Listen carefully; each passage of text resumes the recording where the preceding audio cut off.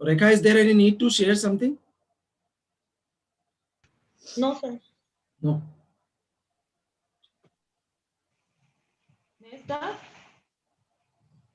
Just a minute. Kindly show a thumbs up of all of you, those who are at here. Chaliye Rekha, you can start now. Thank you, sir. Good morning to all of you. We are discussing about the legislative. Today we will discuss about the budget. What is the budget? Article 112. Article 112 deals about the budget, जिसको annual financial statement भी कहते हैं. Annual financial statement वार्षिक वित्तीय विवरण. Budget का कहीं भी नाम नहीं दिया गया है कॉन्स्टिट्यूशन में, लेकिन यह वही बजट है जो हर साल पारित किया जाता है.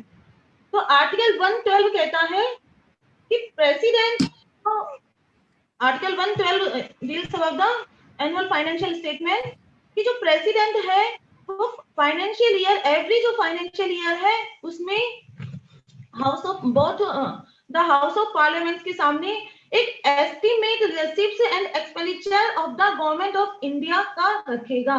मतलब फाइनेंशियल ईयर में उस ईयर का गवर्नमेंट का जो भी एस्टिमेट एक्सपेंडिचर है, जो भी रिसिप्ट्स है, जो भी खर्चे प्राप्ति है, उसका पूरा एस्टिमेट हाउस ऑफ, जो भी सदन के जो दोनों सदन है उनके सामने एक एस्टिमेट रखेगा जो बजट कहलाता है. और किसके द्वारा रखा जाएगा? ये राष्ट्रपति के द्वारा रखा जाएगा संसद के दोनों सदनों के समक्ष वित्तीय वर्ष में. अब बात करते हैं कि उसमें क्या होगा, बजट में क्या क्या होता है. तो बजट में जो भी एस्टिमेट होता है, जो भी रिसीप्ट्स होती है, जो भी एक्सपेंडिचर होता है उस ईयर का गवर्नमेंट का, उसको 2 हेड्स में बताया गया है. कौन कौन से 2 हेड्स है? एक तो वो एक्सपेंडिचर, वो एस्टिमेट्स जो कि कंसोलिडेटेड फंड है, जो भारत की संचित निधि है और उस पर भारित व्यय है, जिसका कि कॉन्स्टिट्यूशन में पहले से ही विवरण दिया गया है. एक तो वो होंगे और दूसरी वो एक्सपेंडिचर्स होंगे जिनके बारे में कॉन्स्टिट्यूशन में पहले से ही विवरण नहीं दिया गया है, जिसकी आकस्मिक आवश्यकताएं पड़ जाती है और उनके लिए जो राशि होती है वो कहां से निकलेगी? वो भी संचित जो निधि है, कंसोलिडेटेड जो फंड है, उसी पर ही वो चार्ज है, लेकिन उसका पहले से कोई विवरण नहीं होता है. तो इस तरह से 2 हेड्स में होता है. तो अब अपन देखते हैं कि जो भारत की जो कंसोलिडेटेड फंड है उस पर कौन कौन से भारित व्यय है, उस पर कौन कौन से जो एस्टिमेट खर्चे हैं वो आते हैं. तो प्रेसिडेंट के जो भी अलाउंस होते हैं, जो भी इमोलमेंट्स होते हैं, उसके जो भी ऑफिस से रिलेटेड जो भी खर्चे होते हैं, वो सब कंसोलिडेटेड फंड पर भारित होते हैं. और जो भी दोनों सदनों के जो भी अधिकारी होते हैं, जैसे डिप्टी स्पीकर, स्पीकर लोकसभा के और राज्यसभा के चेयरमैन और डिप्टी चेयरमैन होते हैं, उनके जो भी अलाउंस और जो भी इमोलमेंट्स होते हैं, उनके सारे खर्चे भी कंसोलिडेटेड फंड पर भारित होते हैं. तीसरा, ऐसे डेट्स जिनका दायित्व भारत सरकार पे होता है, फिर वो इंटरेस्ट हो या फिर वो किसी भी तरह के हो सकते हैं, इंटरेस्ट वगैरह है, सिंकिंग फंड है, रिडेम्पशन चार्जेज है, ये सब भी कंसोलिडेटेड फंड पर होते हैं. फिर आते हैं जजेज ऑफ सुप्रीम कोर्ट और हाई कोर्ट, इनके और कंट्रोलर एंड ऑडिटर जनरल, इनके जो भी खर्चे हैं, जो भी अलाउंस और जो भी भत्ते हैं, सैलरी वगैरह जो भी है, वो सब भी इसी पे होते हैं. फिर आते हैं कोर्ट, और जैसे ट्रिब्यूनल कोर्ट होती है, आर्बिट्रेशन होती है, कोई भी डिक्री वगैरह निकालते हैं, कोई भी जजमेंट होता है, तो उनमें जो खर्चा होता है वो भी कंसोलिडेटेड फंड पर ही भारित होता है. और इसी के साथ अन्य कोई, फिर इस संविधान द्वारा या संसद द्वारा भारित घोषित किया गया कोई अन्य व्यय. तो ये सारे फंड किस पे भारित होते हैं? ये सारे फंड, ये सारे खर्चे होते हैं कंसोलिडेटेड फंड, भारत की जो संचित निधि है. कौन कौन से? जो 2 हेड्स में बताया गया. एक तो वो जो कॉन्स्टिट्यूशन में दिए गए हैं पहले से, और एक वो जो कि संसद के द्वारा बाद में निर्धारित किए जाते हैं, वो होते हैं. तो ये है आर्टिकल 112. अब बात कर रहे हैं अपन आर्टिकल 113 में कि इसका क्या प्रोसीजर होता है. Procedure in parliament with respect to estimates. संसद में जो भी इन जो एस्टिमेट्स उनके संबंध में जो भी प्रोसीजर है, वो क्या प्रोसीजर है. तो इसके लिए आर्टिकल जो 113 है वो ये बात करता है कि जो कंसोलिडेटेड फंड है, भारत की जो संचित निधि है, उससे रिलेटेड जो भी एस्टिमेट है वो संसद में दोनों सदनों के समक्ष रखे जाएंगे. और संसद के दोनों सदनों को उस पर बहस करने का अधिकार है। वो उसके हर एक खर्चे पर डिस्कशन कर सकती है, वह उसमें से किसी भी खर्चे को एक्सेप्ट भी कर सकती है, रिजेक्ट भी कर सकती है और उसमें कुछ चेंजेस भी कर सकती है। साथ ही लेकिन उसमें वोटिंग का अधिकार नहीं होगा। ये जो भी एस्टिमेट्स होंगे, जो भी खर्चे रखे जाएंगे, उसमें संसद के दोनों सदनों को वोटिंग का अधिकार नहीं होगा। और इसके साथ ही अन्य ऐसे खर्चे जो लोकसभा के समक्ष अनुदान की मांग के रूप में पेश किए जा सकते हैं, डिमांड ऑफ ग्रांट के रूप में भी पेश किए जा सकते हैं। जैसे कि मैंने बात बताई थी, एक तो भारत की संचित निधि पर जो कि कॉन्स्टिट्यूशन में पहले से दिए गए हैं, और एक कुछ ऐसे खर्चे जो कि बाद में संसद के द्वारा निर्धारित होते हैं। तो यहाँ पे जो दूसरे जो खर्चे हैं, जो डिमांड ऑफ ग्रांट्स है, वो लोकसभा के समक्ष ही पेश किए जाएंगे और इनमें भी लोकसभा किसी मांग को स्वीकार कर सकती है, कम कर सकती है और उसे अस्वीकार कर सकती है। और ये जो भी ग्रांट की बात की गई है वो राष्ट्रपति की सिफारिश के बिना नहीं हो सकता। तो इस तरह से अपन ने आर्टिकल 112 में बात की बजट की। बजट को 2 हेड्स में बताए गए। एक तो वो खर्चे जो कि पहले से कॉन्स्टिट्यूशन में है, इसमें किसी प्रकार का हेरफेर नहीं होगा, और एक वो खर्चे जो कि संसद बाद में निर्धारित करती है, जो डिमांड ऑफ ग्रांट के रूप में रहता है। और ये जो है वो किस पे भारित है, वो कंसोलिडेटेड फंड पे है, भारत की संचित निधि पे। अब बात आती है आर्टिकल 14 एप्रोप्रिएशन बिल। ये एप्रोप्रिएशन बिल क्या है? तो एप्रोप्रिएशन बिल तब तक एप्रोप्रिएशन बिल वो बिल है वो जब तक एप्रोप्रिएशन बिल पारित नहीं होगा तब तक भारत की जो संचित निधि है, जो कंसोलिडेटेड फंड है, उससे किसी भी तरह की राशि नहीं निकाली जा सकती। तो भारत की संचित निधि से किसी भी तरह की राशि निकाली जाए, उसके लिए पहले जो प्रक्रिया होगी वो एप्रोप्रिएशन बिल की होगी, जिसे विनियोग विधेयक भी कहते हैं। और एप्रोप्रिएशन जो बिल है, जब लोकसभा के द्वारा अनुदान पेश कर दिया जाता है, ग्रांट की जो डिमांड अपन ने पहले बात की थी कि डिमांड ऑफ ग्रांट लोकसभा के समक्ष पेश कर दिया जाता है और वो उसको पारित कर दिया जाता है, तो उसके बाद में लोकसभा के सामने अनुदान निकालने के बाद में एप्रोप्रिएशन बिल पेश किया जाता है, जिसमें लोकसभा द्वारा जो भी सभी अनुदान है और भारी संचित निधि है या भारी व्यय की जो भी पूर्ति है, उसके लिए धन के विनियोग का उपबंध रहता है। जो किसमें होता है वो सारी चीजें होती है एप्रोप्रिएशन बिल में, विनियोग विधेयक में। ऊपर जो भी अपन ने खर्चे वगैरह की चर्चा की है, जो भी डिमांड और ग्रांट की बात की है लोकसभा के सामने, उन सब की चर्चा उस विनियोग विधेयक में, उस एप्रोप्रिएशन बिल में ही होते हैं। फिर अब जो एक बार एप्रोप्रिएशन बिल पेश हो गया, तो इस एप्रोप्रिएशन बिल में फिर ऐसा कोई संशोधन, ऐसा कोई अमेंडमेंट नहीं किया जाएगा जो पहले जो अनुदान रख दिया गया है, जो डिमांड ऑफ अनुदान की राशि के बारे में रख दिया गया, उसमें किसी भी तरह का फेरफार करे या फिर उसका जो डिसीजन है, उसका जो मेन पर्पज है उसको बदले, या फिर भारत की जो संचित निधि पर जो भारित व्यय की राशि है उसमें फेरफार करे, उसमें कुछ भी अल्टरनेट, कुछ भी चेंजेस करे, इस तरह का कोई भी प्रपोजल या कोई भी अमेंडमेंट एप्रोप्रिएशन बिल में नहीं होगा। फिर बात करते हैं, इस तरह से एप्रोप्रिएशन बिल पास हो जाएगा, उसके बाद ही जो संचित निधि है, जो कंसोलिडेटेड फंड है, उससे कोई राशि निकाली जाएगी। तो अपन ने 3 बात जानी आर्टिकल 114 तक। अब एप्रोप्रिएशन बिल पारित हुआ, उसके बाद में संचित निधि निकली। अब इसके सिवाय भी कई ऐसे खर्चे होते हैं जहां डिमांड ऑफ ग्रांट में रख दिया गया, ऊपर वो जो कि कॉन्स्टिट्यूशन में बताया गया है, उसके सिवाय भी कुछ खर्चों की बात की गई है जो आर्टिकल 115 बात करता है। आर्टिकल 115 कहता है सप्लीमेंट्री, आर्टिकल 115 बात करता है सप्लीमेंट्री, एडिशनल और एक्सेस ग्रांट्स, जिसको अनुपूरक अनुदान भी बोलते हैं।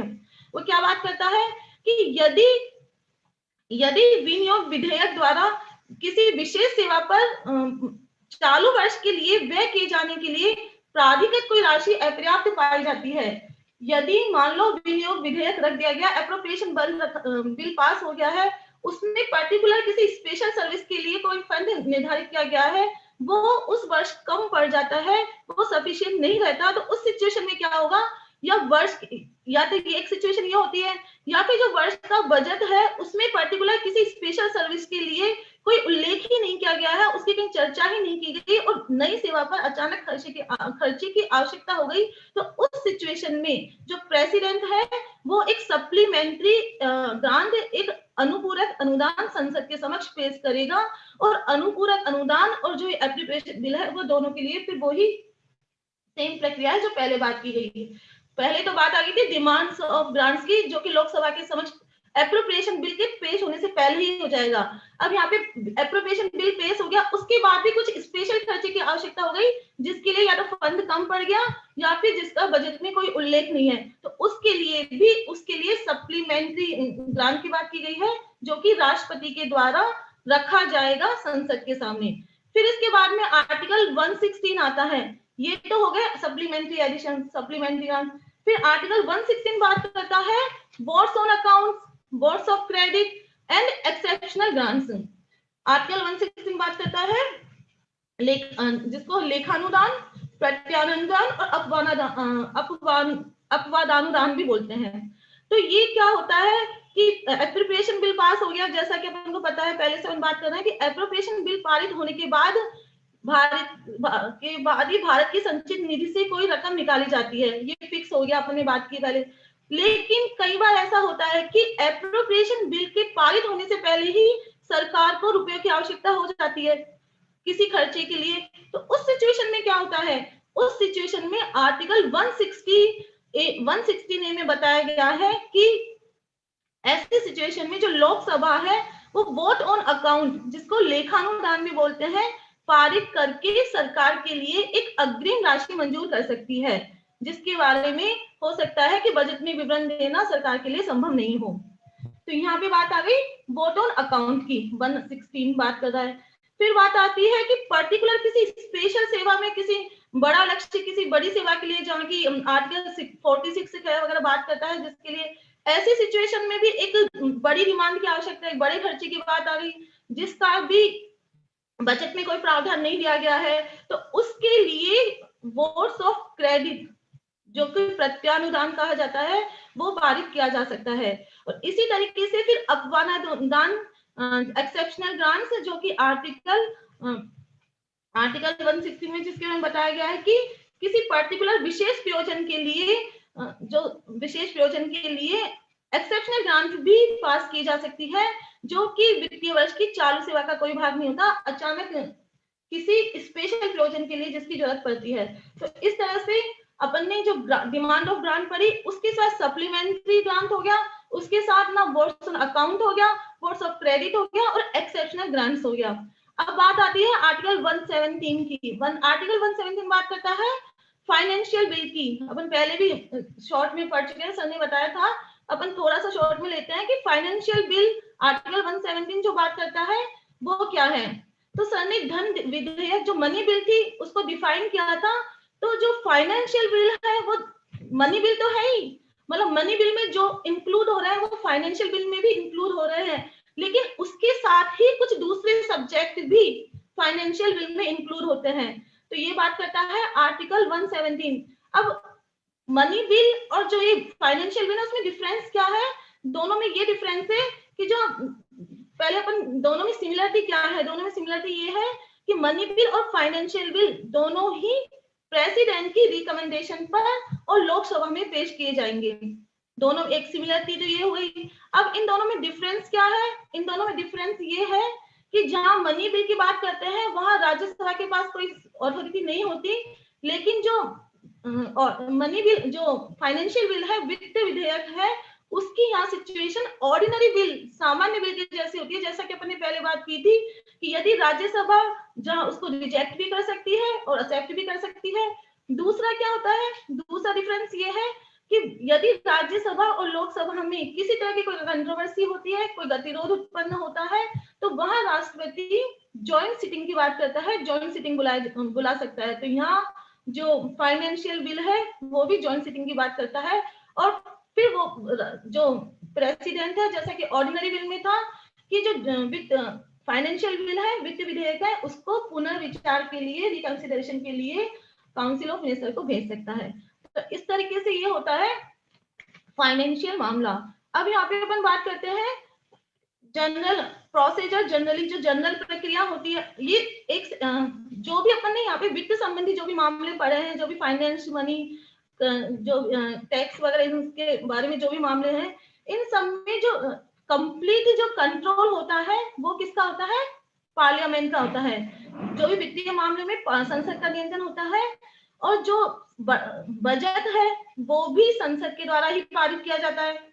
और इसके पश्चात जो एप्रोप्रिएशन बिल है, जो विनियोग विधेयक की बात कर रहे हैं अपन, जब वो पारित हो जाता है तभी सरकार भारत के संचित धन में से धन निकाल सकती है।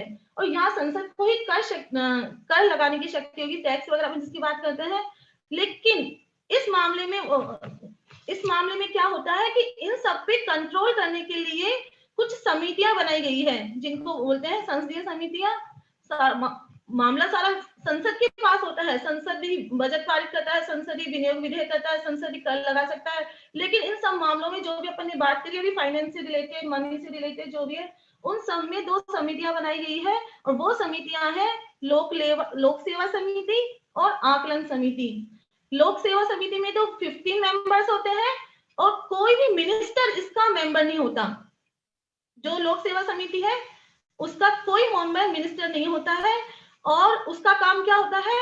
उसका काम ये होता है कि जो भी खर्च होने वाली रकम है उस पर विचार करना कि क्या ये जो रकम है वो सही उद्देश्य से ली जा रही, कितनी खर्च हो रही, कितनी होनी चाहिए। और इसी के साथ महालेखाकार, जिसकी बात अपन करेंगे, उसकी रिपोर्ट पर भी यह विचार करता है।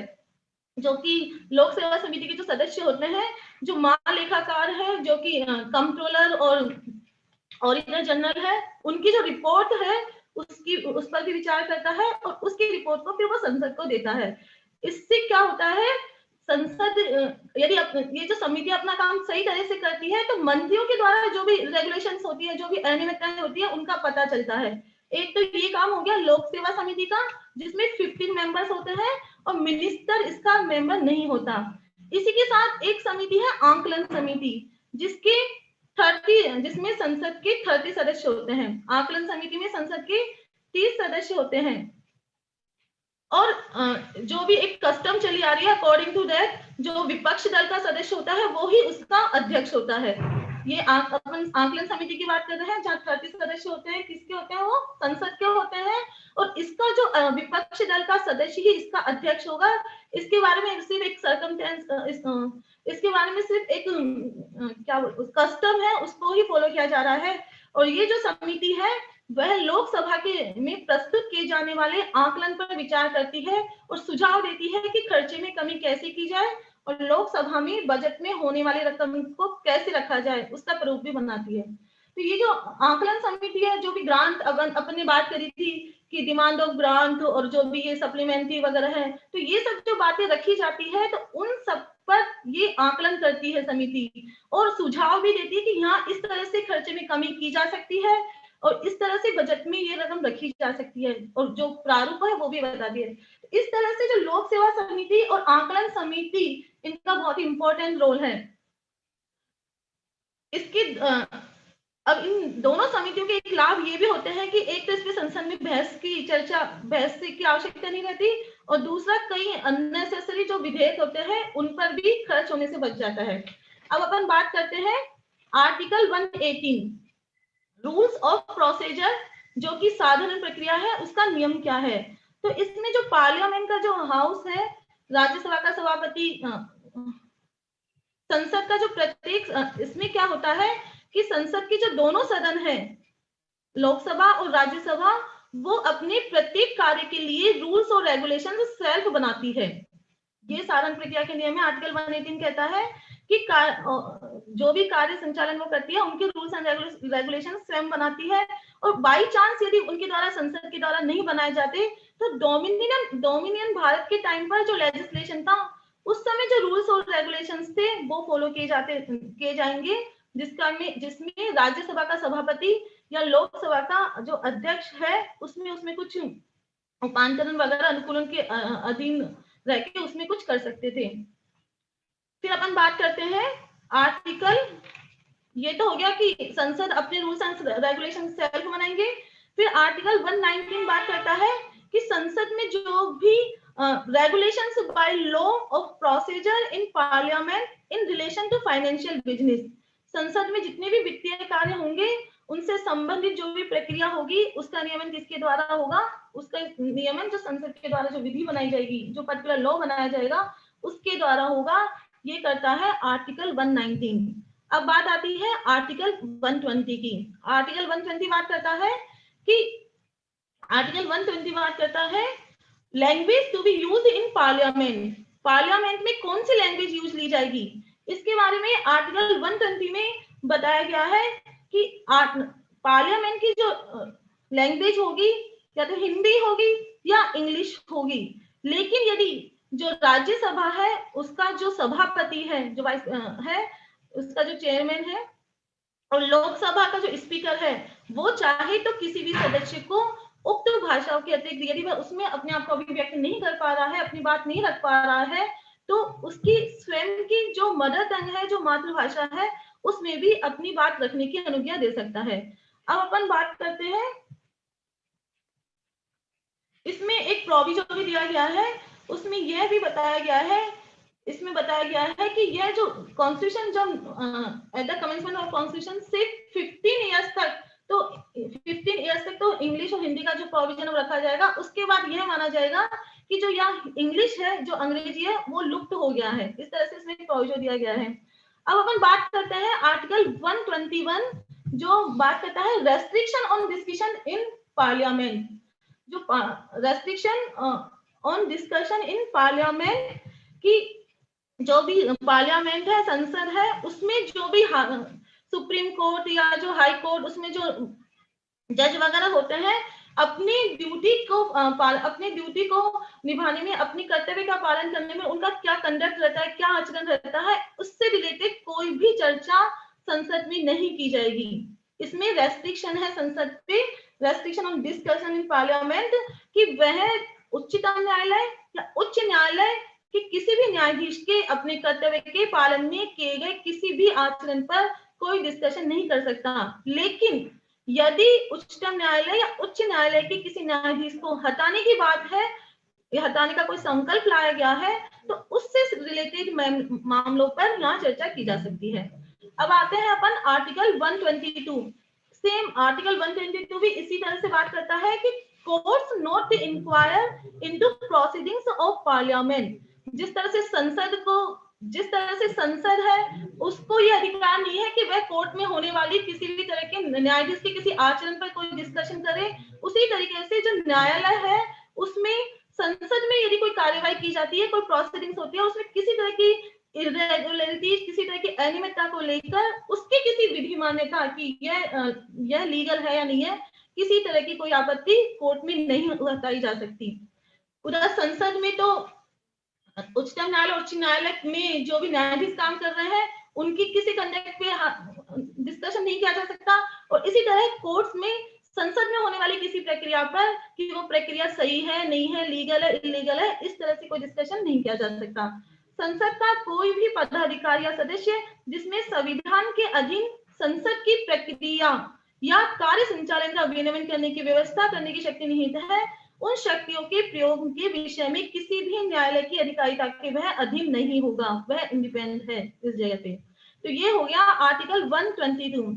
अब अपन ने यहाँ पूरे बजट की बात करी, तो अब बजट जैसा कि अपन कोई भी प्राइवेट फर्म वगैरह सब में देखते हैं कि सबकी ऑडिट होती है, उनका एक अकाउंट होता है, लेखा जोखा होता है, कोई सीए करता है, कोई ऑडिटर करता है। उसी तरह से भारत का जो भी फाइनेंशियल मैटर है, इन सब का लेखा जोखा कौन करता है, इन सब के का अकाउंट कौन संभालता है, तो इसके लिए भी अपने यहाँ व्यवस्था की गई है आर्टिकल 148 टू 151 में, चैप्टर नंबर 5 में, controller and auditor general of India.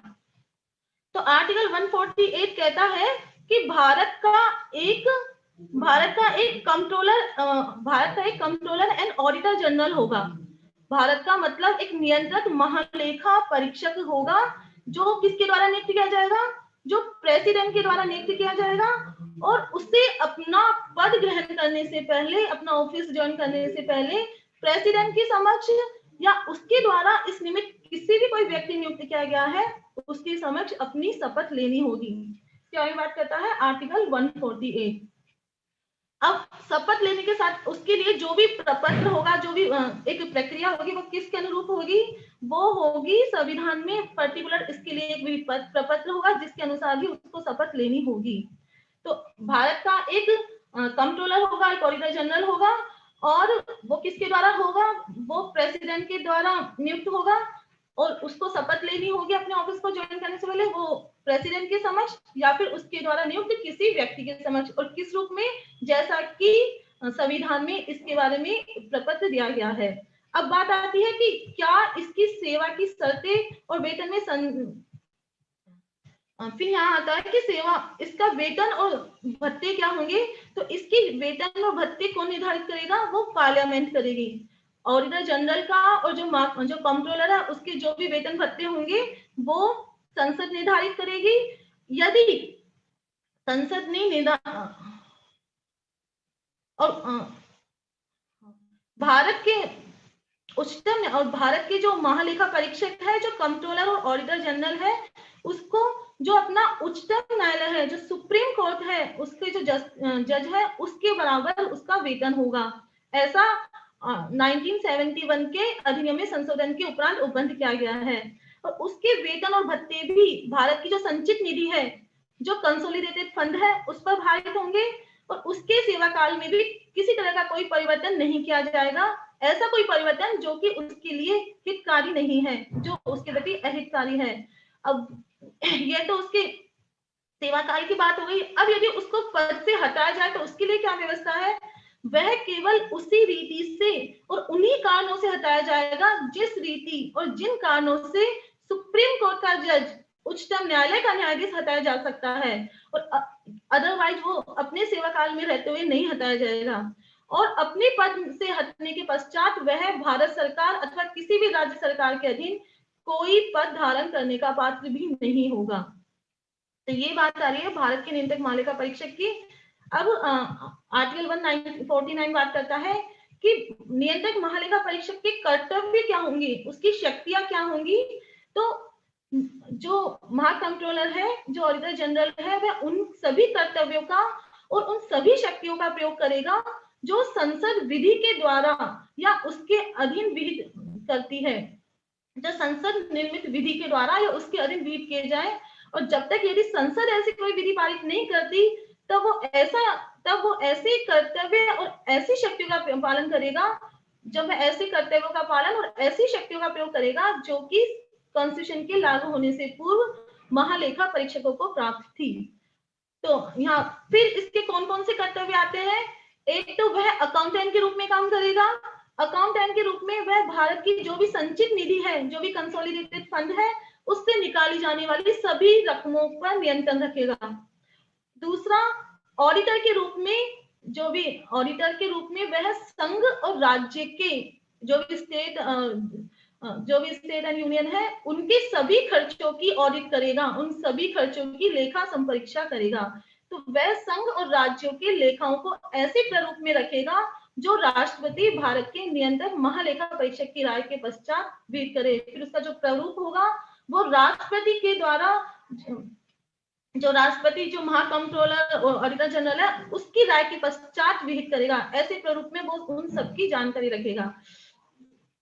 फिर वो संघ लेखा संबंधी जो नियंत्रक महालेखा परीक्षक का प्रतिवेदन है, राष्ट्रपति के समक्ष रखा जाएगा, जो राष्ट्रपति फिर उसको संसद के समक्ष पेश करेगा। किसी राज्य के लेखा से संबंधित उसके प्रतिवेदनों को राज्यपाल के समक्ष प्रस्तुत किया जाएगा और उनको राज्य विधानमंडल के समक्ष रखेगा। ये राज्य से संबंधित होगा, वो राज्य विधानमंडल के समक्ष वो राज्यपाल के समक्ष रखा जाएगा, और उसको राज्यपाल राज्य विधानमंडल के समक्ष रखेगा। और जो संघ से रिलेटेड है वो प्रेसिडेंट, वो संसद के समक्ष, वो प्रेसिडेंट के द्वारा संसद के समक्ष पेश किया जाएगा। तो इस तरह भारत का एक अपने पढ़ा आर्टिकल 148 to 151, जिसमें भारत की जो कंसोलिडेटेड फंड है उसके जो भी खर्चे वर्चे होते हैं उसको किस तरह से मैनेज किया जा सकता है और कौन करता है, कैसे उसका चुनाव होता है और उसकी क्या सेवाकार होते हैं, क्या उसके भत्ते वगैरह होते हैं, ये सब अपन ने पढ़ा आर्टिकल 148 to 151, जिसमें उच्चतम न्यायाधीश के समान उसका पद, उच्चतम न्यायाधीश जो न्यायालय है उसके समान उसका सेवा, उसके वेतन वगैरह होते हैं। और एक वो अकाउंट के रूप में काम करता है और एक वो ऑडिटर के रूप में काम करता है। अब अपन एक को लेंगे article 123 ordinance, legislative power president की। फिर अपना लेजिस्लेटिव पावर कंप्लीट हो जाएगा और जुडिशरी स्टार्ट हो जाएगा। तो ये है आर्टिकल 123, एक सेकेंड, हाँ, आर्टिकल 123 जो कि chapter number 3 legislative powers of the president, chapter number 3 में बताया गया है, उसमें है power of president to promulgate ordinance during recess of parliament. जब पार्लियामेंट विश्रांति काल, जब संसद विश्रांति काल में हो तो अध्यादेश प्रख्यापित करने की राष्ट्रपति की शक्ति। इसमें क्या होता है, इसमें क्या होता है कि जब संसद, जो पार्लियामेंट होते हैं, उसके दोनों हाउस, उसके दोनों सदन यदि सत्र में नहीं हो, यदि संसद के दोनों सदन सत्र में न हो और राष्ट्रपति को ये एहसास हो रहा है, ये समाधान हो रहा है कि ऐसी सर्कमस्टेंसेज आ गई है, ऐसी परिस्थितियां आ गई है जिसके कारण तुरंत कार्यवाही करना अनिवार्य हो गया है या अनिवार्य हो गया, तो वो एक ऑर्डिनेंस पास करेगा जिसे अध्यादेश भी कहते हैं। अब यहाँ ये एक बात आती है कि क्या दोनों ही सत्र, दोनों जो हाउस है वो ही सत्र में ना हो, यदि सिंगल हाउस है तो क्या ऑर्डिनेंस पास नहीं कर सकता? तो यहाँ पे ये दिया गया है कि एक सदन का सत्र में होना अध्यादेश जारी करने में बाधक नहीं होगा। यदि एक सदन होगा तो भी अध्यादेश जारी किया जा सकता है, क्योंकि किसी भी बिल को पास होने के लिए या किसी भी बिल को बनाने के लिए एक सदन सक्षम नहीं है, दोनों सदनों की आवश्यकता है। तो इस तरीके से आर्टिकल 123 बताता है कि संसद के दोनों सदन या एक सदन अनुपस्थित होने पर और यह कार्यवाही करने के लिए पर्याप्त समाधान है कि परिस्थितियां ऐसी है कि तुरंत डिसीजन लेना अनिवार्य है, तो वह ऑर्डिनेंस पास कर सकता है। फिर बात करती है कि इस ऑर्डिनेंस का जो इफेक्ट होगा वो क्या होगा, यह अध्यादेश किस तरह का इम्पैक्ट रखेगा। तो यह ऑर्डिनेंस राष्ट्रपति द्वारा जो ऑर्डिनेंस पास किया गया है, जो अध्यादेश पास किया गया है, उसका वही बल और प्रभाव होगा जो कि संसद एक्ट बनाती है या संसद कोई अधिनियम पारित करती है। इसका मतलब है कि प्रेसिडेंट के जो ऑर्डिनेंस पास करने का जो पावर है वो संसद की जो सह विस्तारी शक्ति के रूप में है, को एग्जेक्टिव के रूप में है, इनकी कंट्रोवर्सी के रूप में नहीं है। फिर यहाँ बात आती है कि फिर प्रोसेस क्या होगा इसका। तो यहाँ बात आती है कि ऑर्डिनेंस पास कर दिया, फिर ऑर्डिनेंस पास करने के बाद वह संसद के दोनों सदनों के समक्ष अनुमोदन के लिए रखा जाएगा। राष्ट्रपति के द्वारा जो ऑर्डिनेंस पास किया गया है वह संसद के दोनों सदनों के समक्ष फिर अनुमोदन के लिए रखा जाएगा और सदन की रीअसेंबल होने की तारीख से, जो पुनः संवेद होती है उसकी रीअसेंबल होने की तारीख से, पुनः संवेद की तारीख से 6 सप्ताह के बीतने पर वो समाप्त हो जाएगा। मतलब 6 सप्ताह तक तो वो अपना प्रभाव रखेगा और उसके पश्चात वो खत्म हो जाएगा यदि दोनों सदनों के द्वारा उसके अनुमोदन को पारित नहीं कर दिया जाता। प्रेसिडेंट ने ऑर्डिनेंस पास किया, ऑर्डिनेंस पास करने के बाद दोनों सदन के समक्ष अनुमोदन के लिए रखा, दोनों सदन अपनी रीअसेंबल होने की डेट से 6 जो वीक होते हैं उस तक यदि या तो उस अनुमोदन को पारित कर ही देती है, यदि वो अनुमोदन पारित नहीं होता तो वो खत्म हो जाएगा। उसका जो और उसका जो भी ऑर्डिनेंस है उसका बल और प्रभाव वो ही होगा जो कि संसद एक एक्ट पारित करती है, एक अधिनियम पारित होती है, उसका होता है। फिर यहाँ बात आती है कि ये जो ऑर्डिनेंस है वो राष्ट्रपति के द्वारा पारित किया जाता है और राष्ट्रपति के द्वारा ही किसी भी समय इसको वापस लिया भी जा सकता है। जो ऑर्डिनेंस पास किया गया है वो राष्ट्रपति के द्वारा किसी भी समय वापस लिया जा सकता है। साथ ही अब ये बात आती है कि इसकी लिमिट्स क्या है। राष्ट्रपति का कोई भी ऑर्डिनेंस पास कर सकता है? तो नहीं, राष्ट्रपति ऐसा कोई ऑर्डिनेंस पास नहीं करेगा जिससे किसी फंडामेंटल राइट का वायलेशन हो। जैसा कि संसद ऐसी कोई विधि नहीं बना सकती कि जिससे फंडामेंटल राइट का वायलेशन है, उसी तरह से प्रेसिडेंट ऐसा कोई ऑर्डिनेंस पास नहीं कर सकता जिससे किसी के फंडामेंटल राइट का वायलेशन हो। फिर अपन बात करते हैं कि ये जो ऑर्डिनेंस पास करने की जो शक्ति है, क्या वो राष्ट्रपति इस पे उसका व्यक्ति समाधान काफी है? राष्ट्रपति अकेले उसको पास कर सकता है? तो यहाँ ये बात है कि ऑर्डिनेंस पास करने की जो शक्ति है वो राष्ट्रपति के अपने व्यक्तिगत समाधान पर आधारित है और उसके और राष्ट्रपति जो ऑर्डिनेंस पास करता है उसके कारणों की या उसके न्यायचिकता को न्यायालय में प्रमाणित करने के लिए बाध्य नहीं है। मतलब राष्ट्रपति को किसी कोई कारण को देने की आवश्यकता नहीं है, कोई उसकी न्यायचिकता को बताने की आवश्यकता नहीं है कि ये पर्टिकुलर रीजन थे जिसके कारण ये ऑर्डिनेंस पास किया गया।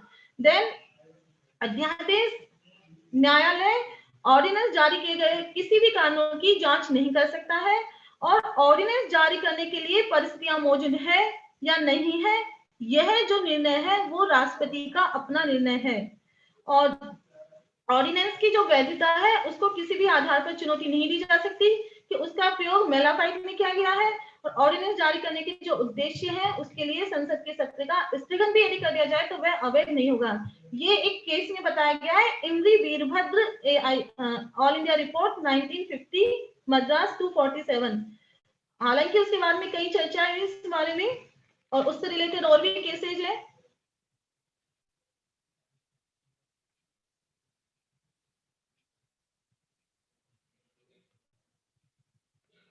तो इस तरीके से ऑर्डिनेंस के से आर्टिकल 123 जो टाइम ओवर हो गया है, आर्टिकल जो 123 बात करता है वह प्रेसिडेंट के द्वारा ऑर्डिनेंस पास करने की बात करता है। और इस तरह से ये जो लेजिस्लेटिव पावर है ऑर्डिनेंस पास करने का, ये यहाँ पे खत्म होता है, और बस अपना ही लेजिस्लेटिव पूरा पार्ट कंप्लीट हो गया। अब अपन जुडिशियल से स्टार्ट करेंगे next. Thank you sir, it's completed from my side. Over to doctor Rajesh Negi ji. So Rekha, you made an efforts about the a little bit lengthy part of constitution, but we have to develop an approach about that one. हमें इसके बारे में एक दृष्टि विकसित कर लेनी चाहिए। बहुत बार हमें समझ में नहीं आता कि अप्रोप्रिएशन बिल क्या होता है, लेखानुदान या अनुपूरक मांगे क्या होती है। जैसे अभी कोरोना कालखंड आ गया तो अब सरकार इसके लिए स्पेशल प्रोविजन बनाएगी, उसके लिए पैसों की जरूरत है, तो वो क्या करेगी। तो आप इंटरव्यू में हो तो सीधा सीधा आपसे प्रश्न पूछा जा सकता है। एक मैं थोड़ा सा आपकी बात को थोड़ा सा आगे बढ़ाता हूं, ये जरा तलाश करिएगा, जो लोक सेवा समिति नहीं है, लोक लेखा समिति। हाँ सर, लोक लेखा बोला था। आप जल्दी में शायद लोक सेवा समिति निकल गया, कोई बात नहीं। बुक में एक आकलन समिति या प्राकलन समिति होती है, एस्टिमेट, है ना, एस्टिमेट कमेटी, एक पब्लिक अंडरटेकिंग कमेटी। यहाँ ये बता रहा 22 मेंबर, 22 मेंबर्स लोक लेखा समिति में, 15 लोकसभा से, 7 राज्यसभा से, है ना। 1 साल का टेन्योर होता है। इसकी कुछ सब कमेटीज होती है। ऐसे ही आप देखेंगे तो एस्टिमेट कमेटी, इसमें 30 मेंबर्स लोकसभा से दिए हुए हैं, है ना, elected from Lok Sabha. 2 sub committee होती है। ऐसे पब्लिक अंडरटेकिंग कमेटीज है, मीनाक्षी लेखी ये बीजेपी की है ये नेत्री, और 22 मेंबर है इसमें। वही 15 और 7, ऊपर 15 और 7 1 year elected from Lok Sabha and Rajya Sabha. Currently none, अभी कोई नहीं है, ऐसा बता रहा है। ऐसे ही कुछ डिपार्टमेंटल रिलेटेड कमिटीज बनती है। देखिए एग्रीकल्चर है ना, ये कॉन्स्टिट्यूशन का पार्ट नहीं है, लेकिन आप जान लीजिए, थोड़ा काम की चीज है आपके लिए। और कुछ स्टैंडिंग कमिटीज और बनती है, उसमें भी जो, ये तो पुरानी है शायद 2018 की है, इसको अपडेट कर लीजिएगा। ये 14-19 की है, अभी नई कमिटीज मुझे मिल नहीं पाई है, ये भी पुरानी है मित्रों। इसको अपडेट कर लीजिएगा, एक बार देख कर कल बताइएगा कि क्या है। तो बहुत बढ़िया तरीके से रेखा ने अपनी बात रखी। और बेसिकली स्टडी सर्कल का जो ऑब्जेक्ट है वो ऑब्जेक्ट है हमें अवेयर होना और हमें पढ़ना, हमारी यात्रा पर जाना। अब हमारे पास तकरीबन 5-7 मिनट हैं, किसी को कोई प्रश्न पूछना हो, कोई कुछ कहना हो, है ना। ऑर्डिनेंस को लेकर बहुत सारी बातचीत है। A K. Roy versus state union of India, AIR 1992 का केस है। SC supreme court 710। A K. Roy बनाम A K. Roy versus union of India, AIR 1982, SC 710। A K. Roy versus union of India.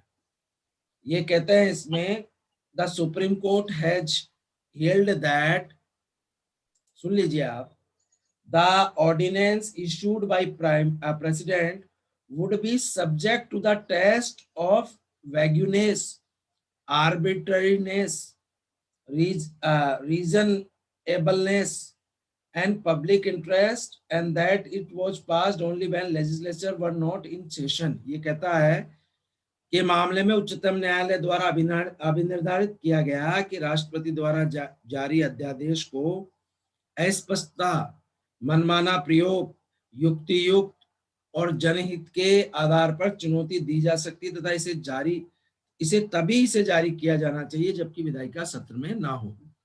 तो और भी बहुत सारे केस लॉज हैं। तो आज हमने चर्चा की, पहले पुलिस रिपोर्ट को लेकर विस्तृत चर्चा की, और अभी हम देख रहे हैं तो कॉन्स्टिट्यूशन का पार्ट है, थोड़ा सा लेंथी पार्ट होता है, स्पेशल प्रयास की जरूरत होती है, लेखानुदान और अप्रोप्रिएशन बिल को समझना है, बजट को समझना है। अभी बजट हमारा 1 फरवरी को आएगा, 2 फरवरी को आएगा, तो जरा उस बजट में देखिए कि सरकार की रिसीट कितनी है, सरकार का एक्सपेंडिचर कितना है, कंसोलिडेट फंड से कितना आ रहा है। तो ये टर्म्स हैं, और जब हम पढ़ेंगे तो हमारी बहुत सारे कॉन्सेप्चुअल क्लियरिटी होगी जब न्यूज़पेपर में आर्टिकल पढ़ेंगे, है ना। जैसे अब ये कमिटीज को लेकर बातचीत है, और तो जैसे एंटी डिफेक्शन लॉ है, दल बदल कानून। अब जब मैं वो अनुसूची 10 को देखता हूँ, शेड्यूल 10 को, दिग्विजय सर ने पढ़ाई, रेखा ने हमें बताया कुछ चीजों के बारे में, तो अब मैं लोकसभा और राज्यसभा नहीं बोलता इंग्लिश में, मैं हाउस ऑफ पीपल और हाउस ऑफ स्टेट ही बोलने लगा हूँ, क्योंकि मैं लॉ का विद्यार्थी हूँ और विधि के विद्यार्थी को उसी तरीके की भाषा का प्रयोग करना चाहिए। वी हैवंट लर्नड और read anything else in English, कि वहां हमने लोकसभा और राज्यसभा नहीं पढ़ी हिंदी में, इंग्लिश में नहीं पढ़ी। तो आपको भी अपनी भाषा में, अभी जैसे प्रोमुगुलेट एक शब्द आ गया, तो अब उसको पब्लिश नहीं होगा, वो ही होगा जो वास्तविकता में इसमें दिया हुआ है। तो चलिए, थोड़ा सा समय है, किसी को कोई बात कहनी हो, कोई पूछना हो, मन में डाउट हो, पहले सेशन को लेकर भी और दूसरे सेशन को लेकर। गणेश कुछ कह रहे हैं, ममता जी गणेश को पहले मौका दे रहे हैं, फिर आपको दे। सर मेरा एक क्वेश्चन था, रेखा मैडम ने बताया कि आर्टिकल 112 में जो कंसोलिडेटेड फंड की जो संचित निधि के जो व्यय भारित बताए, तो मैडम ने बताया कि उच्च न्यायालय के न्यायाधीशों के और वेतन पेंशन के खर्चे इस पे भारित होंगे। तो सर इसका एक आर्टिकल जो 202 है, आर्टिकल 202, वो भी यही बात कहता है, तो दोनों के बीच फिर कॉन्ट्राडिक्टरी क्यों है? मतलब कहाँ से हम ये खर्चे लेंगे? 202 ये कहता है कि किसी उच्च न्यायालय के न्यायाधीशों के वेतन भत्ते संबंधी व्यय, और मैडम ने आर्टिकल 112 में भी बताया कि उच्च न्यायालयों के वेतन भत्ते, तो हम कहाँ से लेंगे? थोड़ा सा कंफ्यूजन हो गया। करो जरा समझो, 112 और 202 है ना, annual financial statement by the centre और annual statement financial statement by state. Over to Umesh. Sir इससे पहले सवाल करने से मेरा निवेदन है, एक बार 202 पढ़ के बता दें, क्योंकि वो आगे आएगा, ताकि थोड़ा सा कंसेप्ट क्लियर करके निकालना, या फिर उन्होंने पहले पढ़ लिया तो कोई उनका उन्होंने रखा समझ में नहीं आया कैसे नहीं है, तो पढ़ा नहीं है। आप पढ़ाइए, मैं आप पढ़ाइए। मैं पढ़ाऊं सर? नहीं मैं पढ़ता हूँ सर, मेरे भी अब मैं सर गले के चक्कर में नहीं बोल था बोल,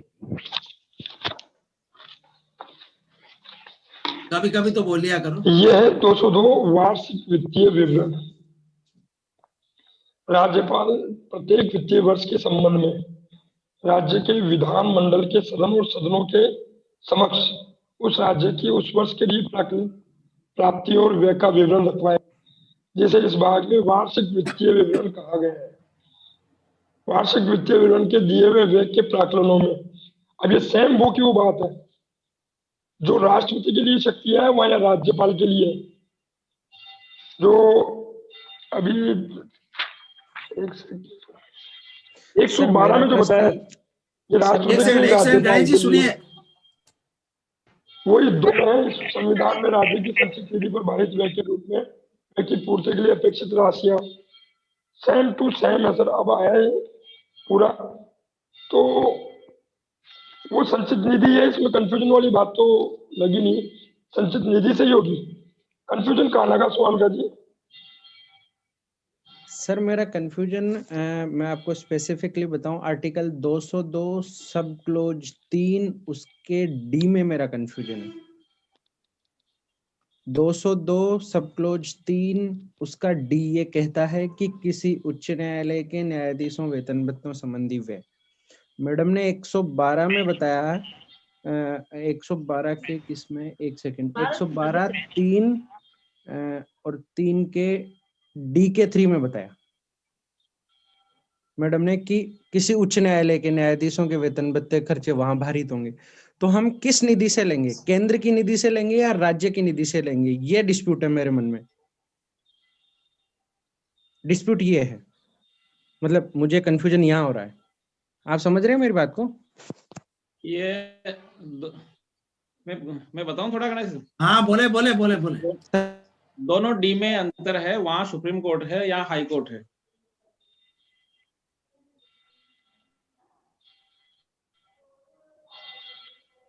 अच्छा नहीं, स्वालका जी ये कह रहे हैं कि कंसोलिडेट फंड राज्य का अलग होगा और केंद्र का अलग होगा, है ना। और ये कह रहे हैं भाई केंद्र के पैसे उससे दिया जाएगा या राज्य के उससे दिया जाएगा, है ना, उनका प्रश्न ये है। तो कोई बोले उसके आगे मैं बोलूं या पहले कोई बोल रहा है? हाँ बोले सर, गणेश। वो पढ़ते हैं ना सर, पढ़ते हैं तो देखते हैं तो वहां पर एक जगह पेंशन वर्ड है और एक जगह पर वेतन का फर्क है। वेतन जो सैलरी की बात है वो तो राज्य के संचित निधि के लिए है, और पेंशन की व्यवस्थाओं के बारे में है वो आर्टिकल 112 के अंदर दे रखा है। जो उसको पढ़ते हैं तो ध्यान से देखें तो पेंशन वर्ड है। वो भी पेंशन वर्ड भी किसके लिए है देखो जरा। हाँ, तो हाई कोर्ट के जजेस के लिए बात है वहां पर, लेकिन पेंशन वर्ड है। हाई कोर्ट अंग्रेजी में मैंने पढ़ा तो हाई कोर्ट ही लिखा हुआ है। नहीं 112 का जो आप डी पढ़ो एक बार जरा जी। और ये फेडरल कोर्ट कौन सी बात कर रहा है? नहीं सर, थर्ड की बात कर रहे हैं ना सवालका जी, कि डी के थर्ड में, तो थर्ड में उच्च न्यायालय के न्यायाधीशों को 112 का पहले आप डी का सेकंड पढ़ो।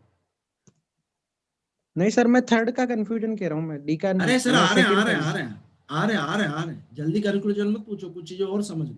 112 का डी पढ़ो जी दिग्विजय। जी जी सही है सर।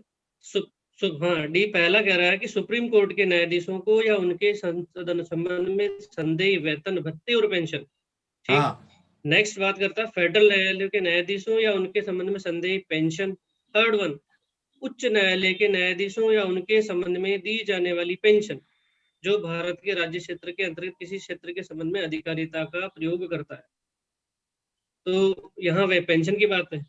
और आगे अब पढ़ो और आगे पढ़ो और आगे पढ़ो। हाँ, थर्ड का डी का थर्ड और आगे पढ़ो। हाँ, या जो भारत डोमिनियन के राज्यपाल वाले प्रांत के अंतर्गत किसी क्षेत्र के संबंध में उस संविधान के प्रारंभ से पहले किसी भी समय अधिकारिता का प्रयोग करता था।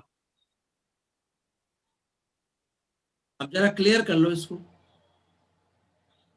फेडरल कोर्ट और कौन सा कोर्ट? 3 के डी के थर्ड में।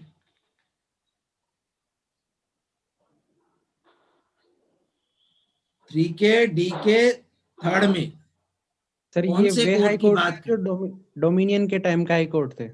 हाँ थोड़ा सा और कंसोलिडेट फंड पर भी आगे बातचीत करेंगे, अभी चिंता मत करो आप समेकित निधि पर, है ना। यहाँ ये क्लास में ऐसा डिस्कशन नहीं होता, वहां तो क्या गुरु ने जो कह दिया वो परम वाक्य है। हम तो यहाँ हर समय संदेह की दृष्टि से देखते हैं हर चीज को। फिर भी आज मेरा अभी भी मैं आप लोगों को कुछ चीजें पहुंचा नहीं पाया हूँ। सवाल का गणेश ने जो क्वेश्चन खड़ा किया वो कंसोलिडेट फंड को यूज किया गया है कि राज्य सरकार अपने कर्मचारियों को जो तनख्वाह देती है वो कंसोलिडेट फंड से मिलती है कि नहीं मिलती। जैसे मैं जिस ऑर्गेनाइजेशन में काम करता हूं हमें पैसा कंसोलिडेट फंड से नहीं मिलता है, तो हमें केंद्र सरकार का पूर्ण कर्मचारी नहीं माना गया हमारे को। मैं आपको बताऊं, we are getting the our pay salaries and perks from our administrative charges which are getting from the our subscriber.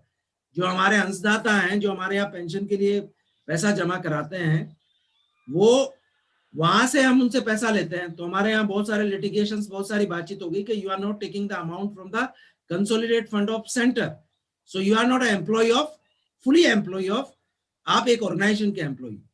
अब स्वालका जी ने कहा कि साहब कंसोलिडेट फंड कौन सा होगा, राज्य का कंसोलिडेट फंड होगा या केंद्र का कंसोलिडेट फंड होगा, है ना। अब जरा इसको भी आप देखिएगा कि क्या कंसोलिडेटेड फंड के भी दो पार्ट होते हैं क्या, समेकित निधि, या जो केंद्र का पैसा है वो राज्य का पैसा केंद्र के पास चला जाता है ना। एक शब्द है what will be the consolidated fund, समेकित विधि, वो निधि क्या होगी, विधि नहीं निधि क्या होगी, उसको जरा देख लीजिए। स्वालका जी मेरे हिसाब से 3D पर आपका थोड़ा थोड़ा क्लियरेंस हो गई होगी, डोमेन स्टेट की बात कर रहा है वो।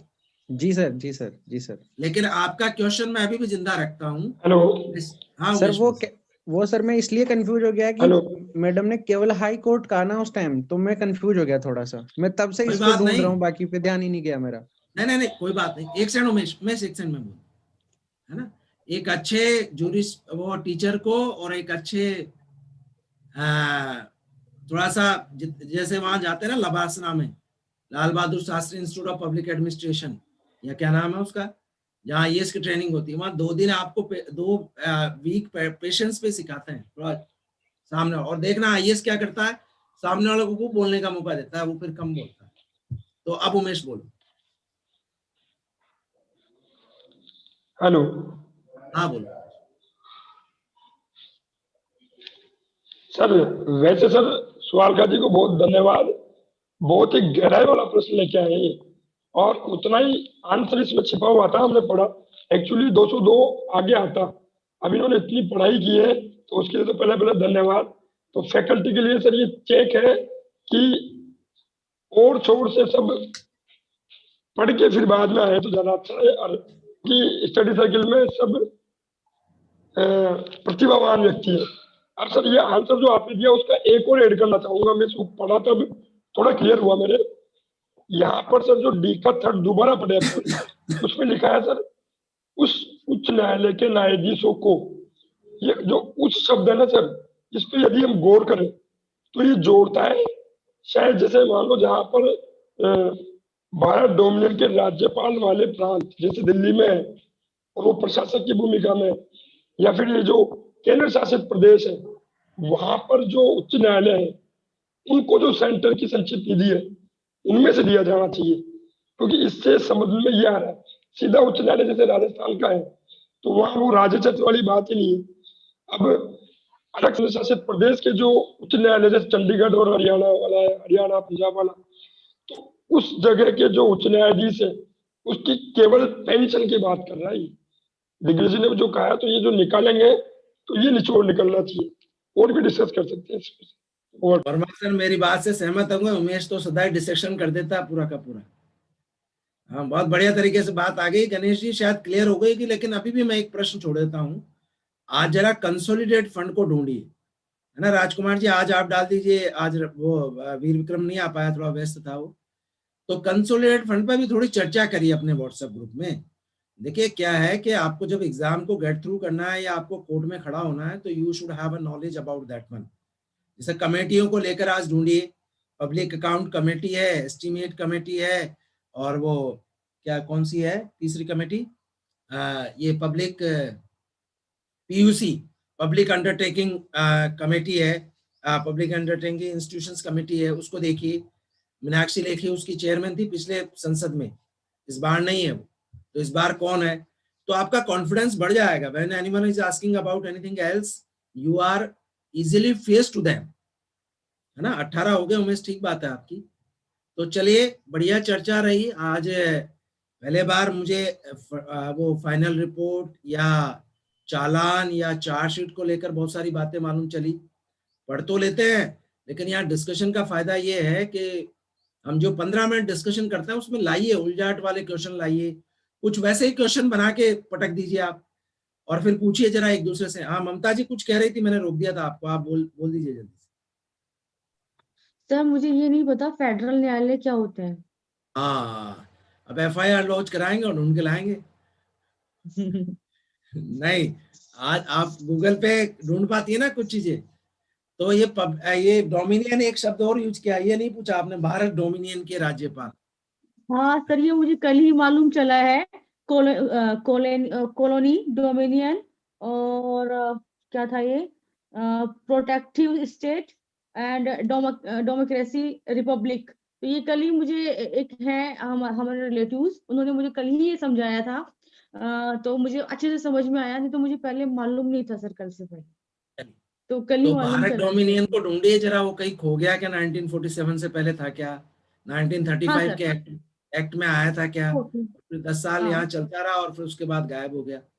मैं नहीं कह रहा जी कि सर। मैं श्योर कह रहा हूँ, लेकिन कल इस पे पहले 5 मिनट जब आपसे पूछा जाए ना क्वेश्चन, तो वैसे तो हम शनिवार को, आज तो थोड़ा हमें टॉपिक पूरे करने थे, तो कल नए साथियों को सुनेंगे, पहले 5 मिनट पे इस पे चर्चा कर सकते हैं, या लास्ट के जो 15 मिनट हो गए। सर कल ममता जी ने पूछा था भारत डोमिनियन है ना, डोमिनियन है या क्या है? डोमिनियन ही है। और बोले सर मिल डोमिनियन। गया है, मैं ले आया हूँ उसको रख के। तो ऐसी चर्चा हम करेंगे। चले आज 8:20 हो गए, तो भारत डोमिनियन को आज ढूंढिए, कल नहीं तो मिल जाएगा आपको, चिंता ना करें। सर कहीं मेरा 35। एक प्रश्न और था हाँ बोले। कि सर जो 118 की जो जनरल प्रक्रिया के जो नियम है, क्या ये आर्टिकल 13 जुडिशियल रिव्यू के अधीन होगी क्या?